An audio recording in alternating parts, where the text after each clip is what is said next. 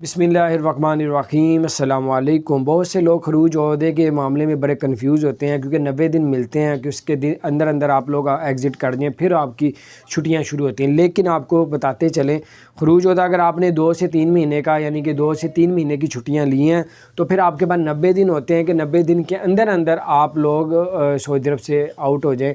फिर जब एयरपोर्ट से आउट होंगे तो फिर आपकी छुट्टियां स्टार्ट होंगी। अगर आपके 20-25 दिन की छुट्टियां, दिनों की छुट्टियां, 15 दिन की, 20 दिन की, 25 दिन की, तो खरूज ओहदा आपका उसी दिन शुरू हो जाएगा जब से आपने खरूज ओहदा लगवाया है।